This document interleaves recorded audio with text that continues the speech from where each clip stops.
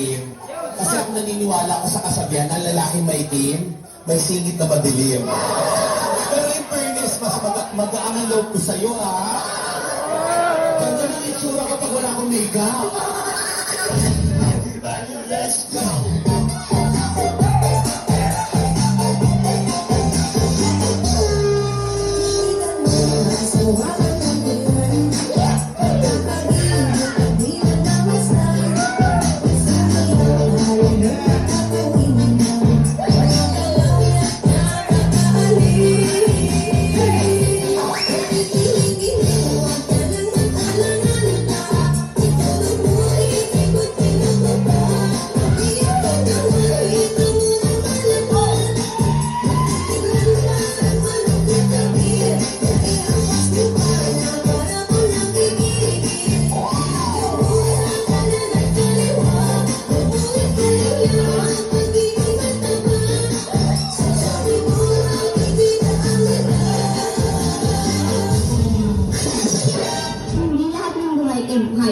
Katulad ko, buhay nga.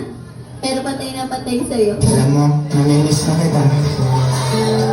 Naalala ko yung ginagawa. Hindi kasi pinagmamalaki ko siya kasi sobrang sweet sa akin. Katunayan nga, sobrang sweet. Bago kami matulog, nilalagyan niya ako ng plastic bag sa ulo. Pag hindi na ako makahinga, tatanggalin niya. Sabi niya sa akin, I love you. Siya yung lalaki yung nagturo sa akin kung paano magtipid sa buhay. Katunayan, pagkakain kami, ang ulam niya, pork chop, ganun. Sa akin, ketchup. Masaya ako sa kanya, proud na proud ako. Kasi, never siya manghi ng pera sa akin. Kung saan nilang kumukuha sa wallet ko.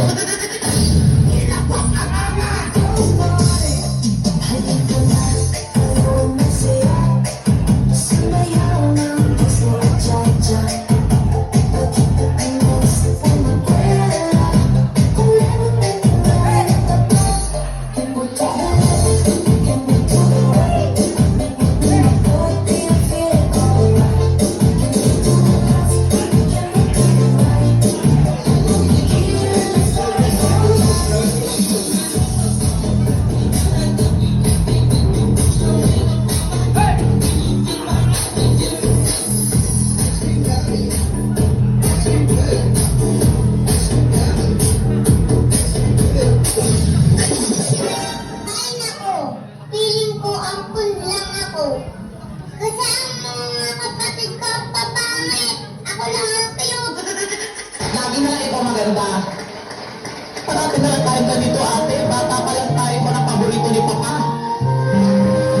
Kahit buhay lang ang Papa, hindi tayo ganito. At ikaw may kasalanan kung bakit namatay si Papa. Bakit? Kung hindi mo siya nadaganan, hindi siya namatay. Bakit? Ako lang ba? Sinisi ko ba sa'yo kamatayan ng mama? Namatay ang mama dahil kinain mo siya. Lating ako noon. Tsaka nakagawa ka. Nangibang bansa ako para matulungan kayo. Lahat ginawa ko.